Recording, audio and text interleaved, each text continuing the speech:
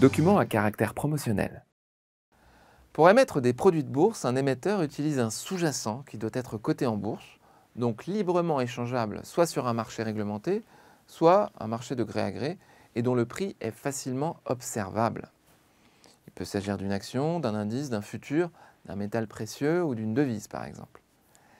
Les conditions de cotation des produits de bourse dépendent ainsi directement de celles de leur sous-jacent. L'écart entre le prix d'achat et le prix de vente, appelé spread en anglais, les tailles proposées en carnet ou la présence en marché sont donc déterminées par les conditions de liquidité observées sur la cotation du support. En général, la liquidité du sous-jacent est le principal déterminant du spread du produit de bourse. Plus un sous-jacent va être liquide, c'est-à-dire qu'il concentre beaucoup de transactions, plus son spread sera faible. Les teneurs de marché, appelés market makers en anglais, proposent aux investisseurs, utilisant les produits de bourse, les meilleures conditions possibles dans la limite de celles observées sur le sous-jacent. C'est pour cette raison que les produits de bourse peuvent avoir des conditions de cotation différentes au cours du temps en fonction des événements qui affectent le sous-jacent.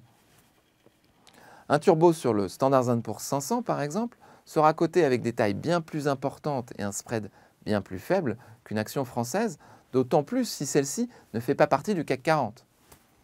De la même façon, le spread et les tailles proposées sur un produit peuvent varier dans la journée en fonction de l'observation de ces éléments sur le sous-jacent.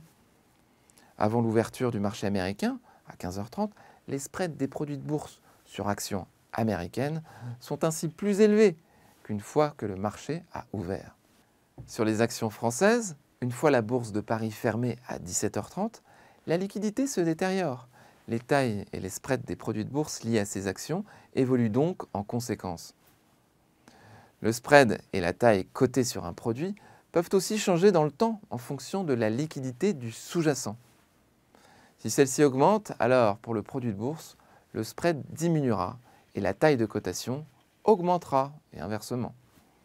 Dans ces cas extrêmes, le market maker, teneur de marché donc, peut être contraint de ne plus proposer de prix de vente. Le produit est alors en bid and me, à l'achat seulement.